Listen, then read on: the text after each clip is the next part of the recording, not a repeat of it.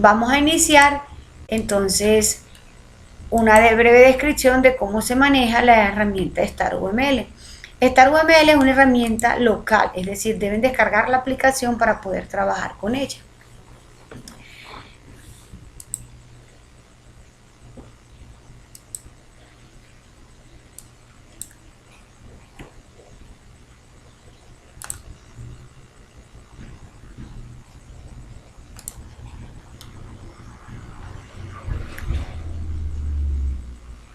StarUML, fíjense que ella nos pide un registro. Tiene una versión de prueba como muchas de las aplicaciones, en este caso descargadas, que nos piden licenciamiento, es decir, debemos pagar para poder trabajarla de forma libre y abierta. Me voy a permitir esconder el video aquí para que el audio no tenga ningún inconveniente. ¿Podrían confirmarme si están viendo la pantalla completa o la ven dividida?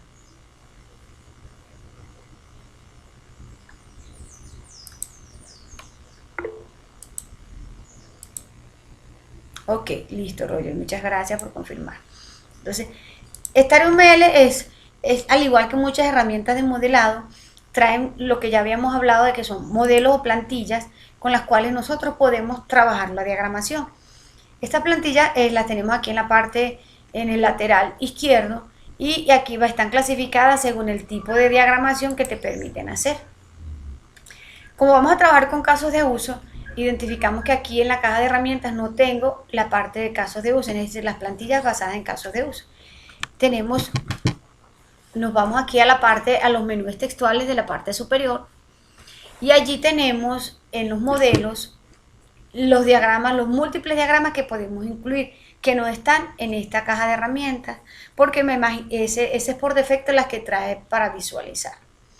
En este caso seleccionamos con la que vamos a trabajar y nosotros vamos a manejar para la captura de los requerimientos diagramas de caso de uso. Aquí tenemos diagramas de caso de uso. Al seleccionarla, fíjense que ya aquí en la caja de herramientas aparece por completo. Mi diagrama de caso de uso tiene estos elementos que están aquí, que la herramienta maneja. Vamos a subirlo un poquito para acá para que se vean completos. Ok. Aquí tenemos mi diagrama de casos de uso. Se manejan las herramientas básicas de caso de uso y la parte textual. A ver, me doy un permisito a ver si que escuché. Listo. No es ninguno de los compañeros que está ingresando. Continúo con la explicación. Su área de trabajo es muy similar a todos los entornos de modelado. ¿Qué quiere decir esto? Tenemos las herramientas laterales, tenemos las características o propiedades que tienen esos elementos con los que estoy trabajando, los vemos aquí en este caso. Y mi área, en este caso mi área de escritorio, donde yo voy a emplear la parte de diagramación. Si por ejemplo vamos a hacer un caso de uso muy general que tenga que ver con algo que todos hayamos podido realizar, de manera que lo asociemos fácilmente y podamos emplear cada uno de los elementos que están allí. Por ejemplo, todos hemos ido a comprar un producto a la tienda. Vamos a hacer el modelado de lo que significa el proceso para nosotros de lo que significa comprar un producto. Yo me identifico que cuando yo voy a comprar un producto, ¿quiénes son las personas que están involucradas en este proceso? Bueno, yo como comprador y la persona que me lo atiende. O sea, mínimo deben haber 2 personas interactuando en este sistema que vamos a modelar. Entonces yo hago clic en el elemento y al hacerle un clic en la página, él se va desplegando. Fíjense, puedo tener tantos clics como los huevitos de la gallina Pepa. Haciéndole muchas veces clic, él me va a poner tantos actores como clic yo haga. Entonces tengan que tener mucho cuidado allí. Pero de todos modos, fíjense, cada vez que yo hago un clic, él me va identificando y me va colocando un actor. Cuando tenga un error, también tenemos una de las ventajas de las herramientas de deshacer manejadas a nivel de cualquier elemento textual. Entonces, yo al actor le ubico un nombre. En este caso, nosotros somos los clientes. Somos el cliente. Y de este lado tendremos al señor vendedor.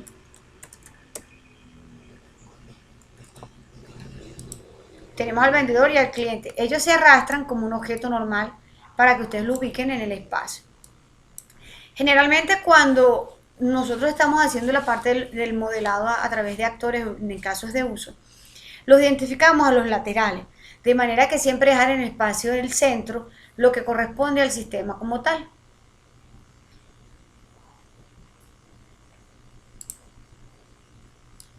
Que lo identificamos con una figura rectangular que sería en este caso nuestro sistema a trabajar. Nosotros estamos representando el sistema de compra de producto, por decirlo así. Le damos un nombre a este marco que representa para nosotros lo que estamos modelando, el proceso que estamos modelando. Y le decimos sistema porque, ¿por qué le decimos sistema? Porque estamos aplicando un enfoque sistemático donde identificamos las entradas, los procesos y la salida a través de una secuenciación de procesos a través de la diagramación. Bueno, nuestro sistema de compra de producto nos dice que tenemos un cliente y un vendedor. ¿Qué es lo primero que hacemos cuando nosotros vamos a hacer una compra? Lo primero que realizamos como cliente, nosotros, fíjense que seleccionamos al cliente y le hacemos un doble clic. Aquí se van a desplegar todas las opciones que tienen como usuario, en este caso como actor de este diagrama, en este caso las acciones que él puede desarrollar. Puede tener, fíjense, una actividad, en este caso una condición, un constraint en una condición, puedo generar una nota, puedo hacer visible o no al usuario, puedo agregarle algún atributo si deseo identificar este actor como con unas características particulares diferentes a los demás. Tengo la parte de si operaciones si van a ir incluidas. En este caso estamos trabajando con un caso de uso básico, es decir, el actor y lo que él realiza dentro de nuestro proceso. Tenemos también, si vamos a trabajar con generalizaciones y con extensiones de los actores, es decir, yo puedo tener un atributo, un actor que me puede, por dar un ejemplo general, que puede automáticamente ser duplicado en otros actores. Un ejemplo, en un actor que pueda llamarse personal, yo puedo tener, de personal puedo tener recursos humanos, o el mismo personal puedo tener un obrero, o de las mismas características de ese actor puedo tener un gerente. Entonces, todo va a depender cuando ya se profundice un poco más sobre cómo se diagrama en casos de uso y cuáles son esas características que van a tener los actores. En este momento, como solo estamos en esta etapa de ese análisis general del contexto, del área o de la unidad de producción donde ustedes van a aplicar su herramienta, solamente vamos a identificar los actores o su funcionalidad, qué es lo que realizan y cómo lo ejecutan.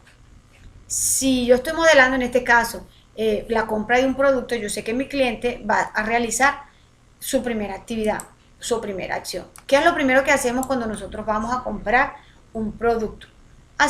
Pedimos el producto, ¿cierto? Puede ser cómo se escriben los nombres dentro de los diagramas en casos de uso. Dentro de los ovoides que representa para nosotros la acción, es eso, una función, una acción, una actividad. Debe tener un verbo y de qué sobre se está realizando. Los casos de uso no se escriben textos largos, con adjetivos, con artículos, con testamentos muy extensos, porque realmente no están evidenciando una acción.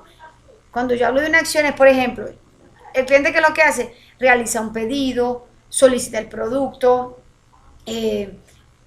identifica el producto, si él primero va a buscar lo que necesita, ver si está o no está. La idea es que debemos colocar siempre un verbo por delante que represente esa acción que está generando. En este caso, vamos al cliente, realiza el pedido. Generalmente uno omite aquí, parece como indio, y omite muchos de los artículos para tratar de que los nombres queden lo más sintético posible. El cliente realiza pedido. Ok, el cliente, después que yo hago el pedido, ¿qué hago? Bueno, cuando yo realizo el pedido, mira, señor vendedor, yo quiero ese producto. ¿Qué hace el vendedor? Entonces yo ubico al vendedor y mi vendedor le agrego una actividad. ¿Qué hace el vendedor? El vendedor busca el producto, que es lo primero que debe hacer, ¿no? buscar producto que pidió el cliente, y después que busca el producto, el vendedor lo entrega al cliente para que lo revise. Entonces, ¿cómo hacemos para que quede en modo edición? Yo le hago doble clic a cada uno de los objetos y él se levanta en modo edición para yo poder cambiarle la parte textual. Entregar producto. Ok, entonces el señor vendedor vino, buscó el producto. Muchas veces, de manera de llevar un orden, hay usuarios, o en este caso metodologías, que nos dicen que podamos identificar o agregar un nombre a cada uno de los casos de uso. De manera, vamos a ver si él me permite colocar este número. No debería ser así porque es mucho trabajo tener que estar pasando esto así. No se pone tan largo como es posible, ¿no? Ahí en este caso no me lo permite la herramienta, pero ahí, porque fíjense, ahora tengo que encoger esto en tamaño que quede de una forma razonable. Bueno, vamos a ponerle así el numerito a un ladito. Se puede colocar así o lo trabajan así, caso de uso 1. ¿Qué es lo que hace el cliente? Primero le dice el pedido. Bueno, mi segundo, ¿para qué se coloca esta numeración? Para ir llevando un orden, porque cada caso de uso, cada actividad se describe.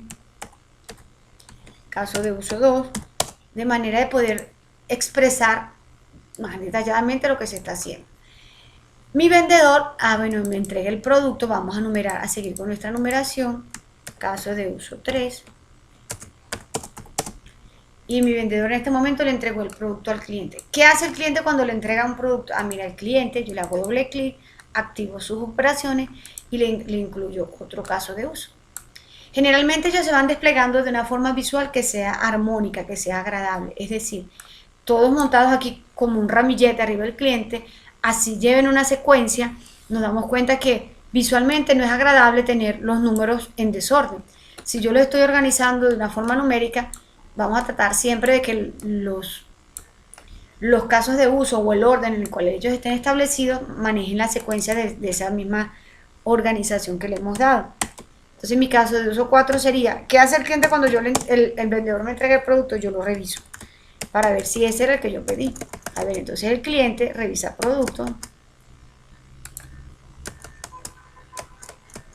Vamos a ponerle aquí, revisar producto. Yo reviso el producto para ver si ese es lo que quería. Después que yo reviso mi producto, ¿qué debo hacer?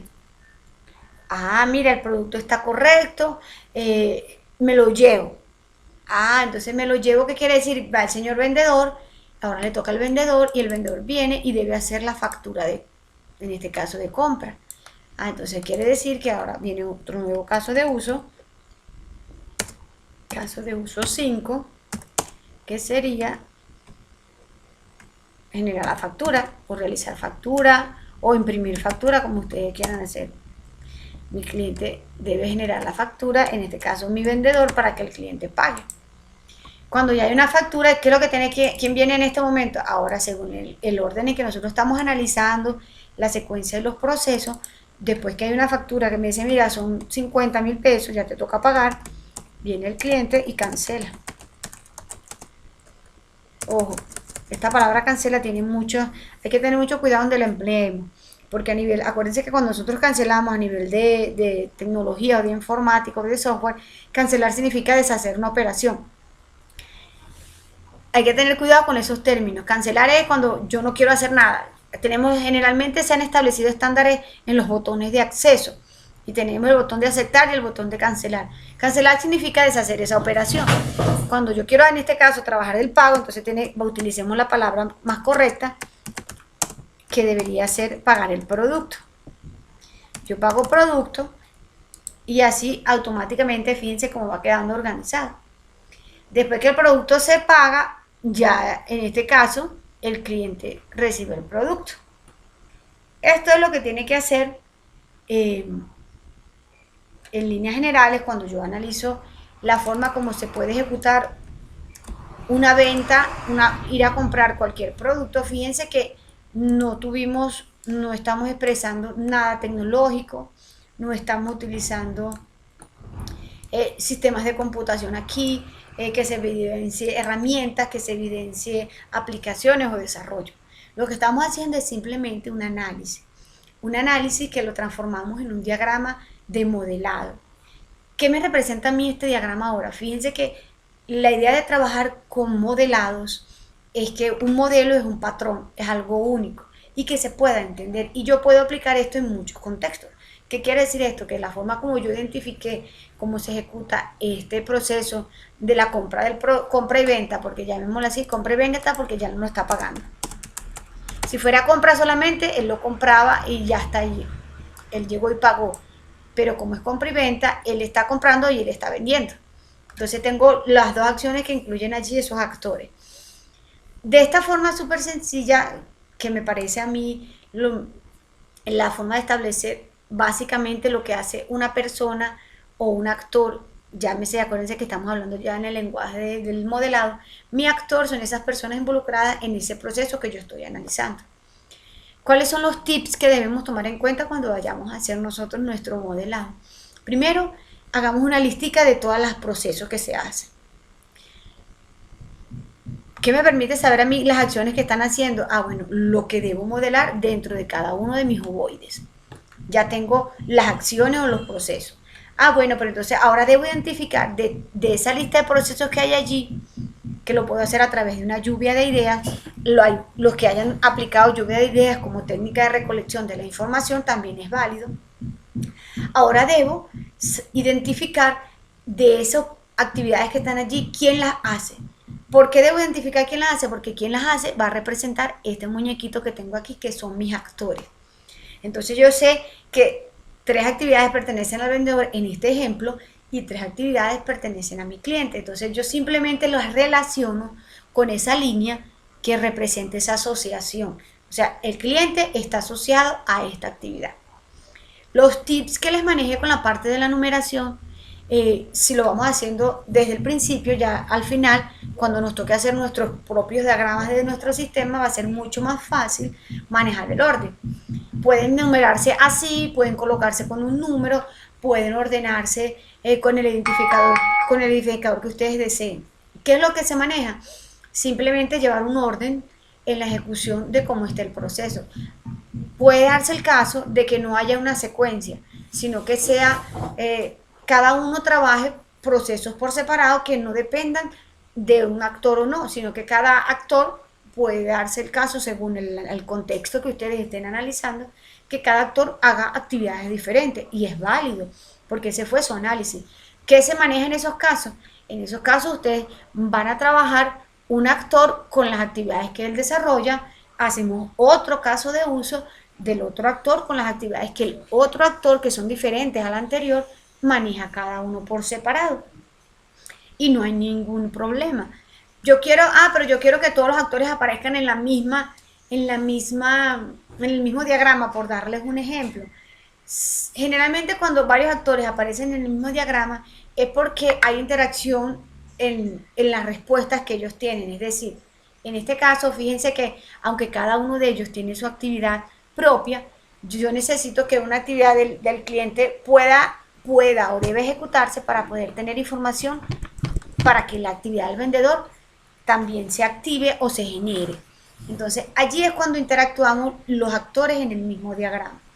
Si, como les mencioné ahorita, puede darse el caso que ninguna actividad de esos actores que yo identifique está relacionada, ellos trabajan por separado, entonces simplemente ustedes hacen un diagrama de cada actor. No es necesario que los incluyan dentro del mismo esquema. Cuando ya tenemos esto aquí, y dice, pero yo quiero montar este diagrama en mi evidencia, en la parte superior, aquí en la parte del formato, tenemos las opciones textuales muy parecidas a todas las que tenemos allí. Le damos al botón archivo, recuérdense siempre guardar en este caso el trabajo con el que están desarrollando, y aquí tenemos la opción de exportar. Exportar, cuando nosotros exportamos, básicamente traemos todo lo que es el paquete, el modelo y lo que esté allí. Pero nosotros lo que queremos es exportar el diagrama, no la estructura con la cual está compuesta. ¿Y cómo es esa estructura con la cual está compuesta? Es la que vemos aquí en la parte derecha de su área de trabajo. Aquí nos está mostrando una descripción de lo que acabamos de diagramar con cada cliente. Fíjense, el cliente es el que realiza todas estas son las actividades que hace el cliente y estas son las actividades que hace el vendedor. Esta descripción él no la puede exportar a través, en este caso, de este tipo a través de HTML o como un fragmento. Nosotros solo queremos exportar la imagen porque ustedes la van a incluir dentro de esa evidencia. Le damos aquí exportar diagrama. Cualquiera de estas, si son varias páginas con las que ustedes están trabajando, exportan todo. En este caso lo que tengo es una sola allí. O si son varios escritorios, porque fíjense que aquí a la parte inferior derecha vemos como una página pequeña. Eso es lo que se ve en este momento de mi área. Pero yo tengo 4 áreas aquí como las menciona. Tengo 4 áreas de desarrollo aquí para poder hacer si mis diagramas son muy complejos. Y las puedo manejar y exportarlas todas. Se van a su menú archivo, exportan el diagrama como JPG y él se los va a importar. Vamos a colocarlo aquí para visualizarlo. Y les va a exportar ese diagrama que tenemos allí. ¿Cómo se va a visualizar ese diagrama? Vamos a ver, aquí lo tenemos. A ver, esto no me lo dejo ver de esta manera, permítanme, yo lo abro. Y aquí tenemos el diagrama que acabamos de hacer. Hicieron la representación de su captura de requerimientos, del contexto con el que estaban trabajando, en esa aproximación a nuestra área de desarrollo. Y aquí tenemos, simplemente lo diagraman y lo insertan dentro del documento que ustedes van a entregar como evidencia, si van a trabajar con esta herramienta de forma local. ¿Cuál es la observación que tenemos con estas herramientas? No sé si pueden visualizar que en el fondo tenemos una marca de agua que dice no registrado. ¿Por qué? Bueno, porque descargamos la aplicación como un demo y ella me muestra en este caso esa marca de agua que a veces no es agradable. Por ello, ustedes ya tenemos en este caso, les expliqué una forma de trabajar con esta herramienta. No es la única que trae, vuelvo y les repito, trae muchos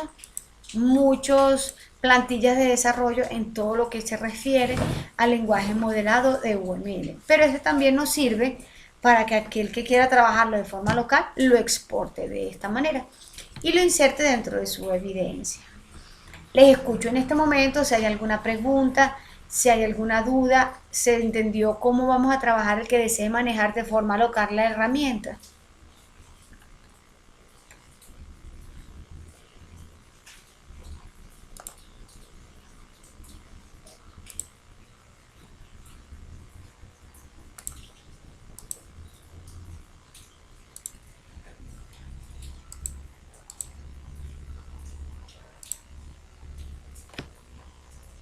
Ok, chicos, les escucho. ¿Se entendió esta parte de cómo podemos utilizar Star UML para la diagramación de nuestro evidencia número 2 en la captura de esos requisitos, de esos requerimientos? Ok, entonces la idea es que ustedes vayan explorando. Vuelvo y les repito, Star UML es muy práctica porque la podemos tener local en el momento en que yo no tenga acceso a internet para trabajar con las herramientas en línea. Pero hasta ahora las herramientas en línea para mí han sido muy prácticas porque aparte que también traen las mismas plantillas que están allí, esas marcas de agua y a veces esas limitaciones que tenemos por no comprar, porque generalmente muchos de esos programas son licenciados, nos dan esos detalles que a veces no son agradables a presentables en las evidencias que nosotros podemos mostrar o en el producto que estamos generando. Diagram.net, vuelvo y repito, también tiene su forma de hacer. Igualmente ustedes también pueden descargar esa evidencia y trabajarla en ese requisito número 2. Para entonces ya terminar con esa otra evidencia y trabajar con la última que corresponde a esa actividad de aprendizaje 3, que es el análisis. El análisis que ustedes le van a aplicar a esas respuestas que el cliente le dio. ¿Por qué es importante el análisis? Porque me va a permitir de forma organizada obtener esas respuestas, interpretar esas necesidades que se manifestaron a través de esos instrumentos o esas características que en algunos casos los que hayan trabajado intencionalmente de una vez preguntando cómo les gustaría que fuese esa herramienta, esas características también debemos describirlas. Y esa descripción es la que ustedes van a trabajar en esa evidencia 3, donde explican cuál fue esa técnica de análisis que utilizaron. Vuelvo y les repito, si trabajamos con respuestas cerradas, donde nosotros limitamos a que nuestra fuente solo respondiese esas que están allí, y si lo hicimos a través de herramientas en línea, las herramientas en línea nos están dando automáticamente ese análisis, porque ellos nos reflejan gráficos de torta o gráficos de barra, según sea el caso que ustedes escojan, de esa respuesta que tenemos allí, en función de la frecuencia, es decir, alta, media, baja, dependiendo de la cantidad de veces que esa observación se manifestó, él nos va a permitir hacer esa representación. De igual forma, quien no lo haya manejado así, sino de forma impresa, recordamos que entonces una de las herramientas que me permite también hacer esa tabulación o ese análisis de esas preguntas cerradas es una hoja de cálculo básica en Excel, donde simplemente plasmamos la cantidad de veces que se generaron las respuestas, identificando cada uno de los ítems con las cuales nosotros les dimos al usuario, o en este caso a nuestra fuente primaria, la opción, y de igual forma ustedes determinan cuál es la gráfica con la cual se representa mucho mejor esa respuesta. Y ojo, es importante concluir. Si yo tengo una torta, por ejemplo, que tiene 75% en una respuesta sí y 25% en una respuesta no, la respuesta, o sea, la conclusión de esa respuesta es que la mayoría de las personas están de acuerdo. ¿Por qué? Porque la respuesta sí fue la ganadora. Entonces, están de acuerdo en que se aplique, en que se desarrolle o en lo que ustedes estén preguntando. Pero es importante a nivel de análisis que cada gráfica debe tener una conclusión, es decir, una respuesta. Este análisis puede hacerse muy extenso dependiendo de la cantidad de preguntas que ustedes hayan empleado. Entonces, por eso, con paciencia y con mucho juicio y orden, vamos a ir identificando cada pregunta con el análisis que tiene esa pregunta y la conclusión a la cual ustedes llegaron.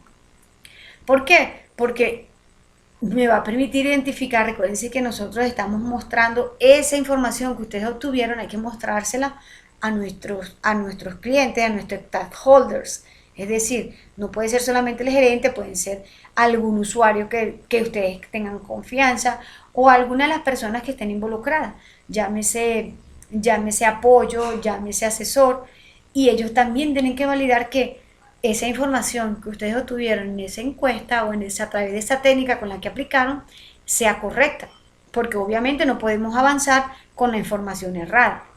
Obviamente no podemos seguir en nuestras propuestas en función de ese análisis si la información está incompleta o no es la que corresponde a lo que... Puede ser el caso que el cliente haya dicho, ay, pero realmente eso no era lo que yo quería decir, yo quería decirte otra cosa.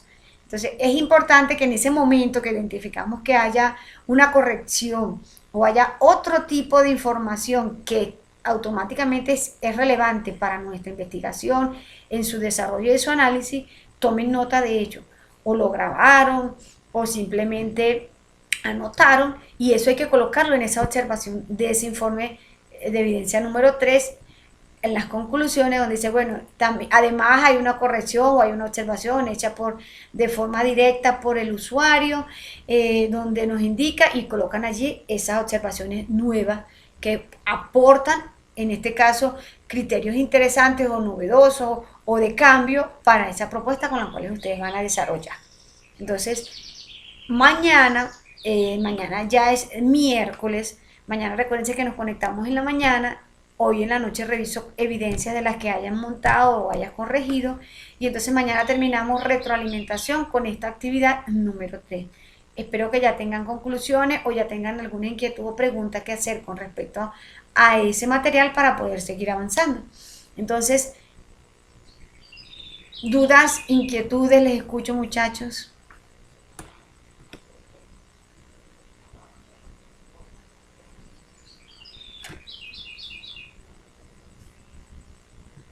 ¿Todo bien hasta ahora? Ok. Feli me confirma por aquí que se entendió la parte de cómo usar la herramienta USTAR-UML para el desarrollo de sus evidencias. Entonces, a ponerse a trabajar, ya tenemos herramientas de diseño, ya tenemos herramientas de diagramación, ya tenemos herramientas de análisis de datos. Vuelvo y repito, a los que no trabajaron, por ejemplo, que hicieron una entrevista y grabaron esa entrevista a través de un instrumento, llámese teléfono o llámese grabadora, Ahí el trabajito es un poquito más tedioso. ¿Por qué? Porque hay que transcribir esas grabaciones o las respuestas que el cliente con la fuente que interactuaron ustedes nos dio. Esa transcripción es vital para poder identificar cuáles fueron esos elementos esenciales que a través de la entrevista se identificaron. ¿Cómo podemos hacer una vez que tengamos transcrito digitalmente? Ojo, porque nada hacemos con hacerlo manual si después volvemos a transcribirlo. Trabajen de una vez con una herramienta que te transforme o que el audio te lo lleve a texto. Y esa herramienta en línea tenemos, busquen allí que hay herramientas que nos hacen ese trabajito. Hasta Google que hay una parte que creo que es Translate, que convierte de voz a texto. Identifiquen esa herramienta porque necesitamos tener digital esa transcripción de esa entrevista. Y podemos, así como hicimos en clase pasada, que les mostré algunas herramientas de lo que son análisis de texto. ¿Qué tipo? También, mira, Roger nos dice que Cortana también trabaja muy bien la parte de lo que es convertir de voz a texto. Pero entonces es importante para aquellas personas que manejaron entrevistas abiertas o entrevistas solo con guías de orientación, porque esas preguntas son extensas y lo que necesitamos es obtener es la información de esas entrevistas que sea relevante para nuestro desarrollo. Entonces por eso allí se pueden emplear analizadores de texto. ¿Qué es un analizador de texto? Es simplemente una aplicación que te toma la frecuencia de que aparecen ciertas palabras en todo ese texto que tú tienes allí. ¿Cómo puede ser ese análisis de texto? Bueno, al emplear esa herramienta, él te va a decir, por ejemplo, la frecuencia con que aparecen información, con la frecuencia con que aparecen las palabras propuesta, falta de tiempo, o sea, te va a ir identificando esas palabras en las que el cliente repitió en forma constante que para él eso se convierte en su necesidad y para nosotros se convierte simplemente en elementos que va a tener la propuesta que vamos a desarrollar. Esas transcripciones también tienen que estar en esa evidencia 3. Entonces, por eso les sugerí, dependiendo del tipo de fuente con la que ustedes tienen o con la cual iban a interactuar, que trataran de manejar eso a través de preguntas más cerradas o preguntas más estructuradas, donde el cliente no perdía esa información en este caso dándonos datos adicionales, sino que nosotros lo conducimos a que nos respondiese exactamente con una intención lo que nosotros necesitamos identificar de nuestra propuesta. Entonces, a trabajar en ese material que tienen allí, tratemos de no ir acumulando más. Ya tenemos 3 actividades, tenemos ya 5 evidencias, creo que son 3, 6, tengo 8 evidencias que ya tenemos que entregar, entonces vamos avanzando en ello. ¿Alguna duda, alguna pregunta?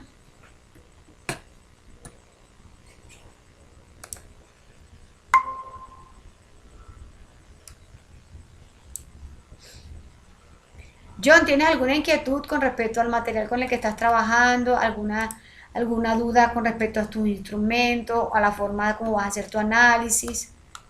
O con alguna inquietud con algunas de las herramientas con las que estamos trabajando o con las que puedes trabajar.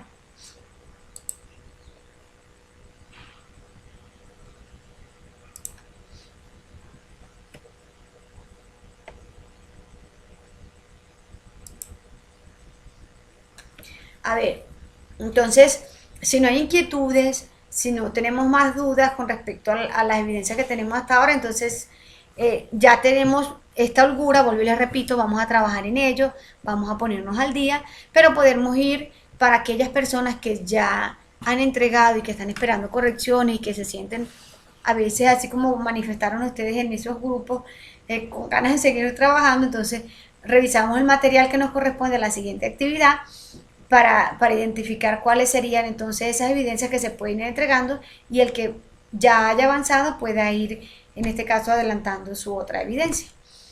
Chicos, entonces, si no siendo más, dejamos hasta aquí nuestra sesión del día de hoy.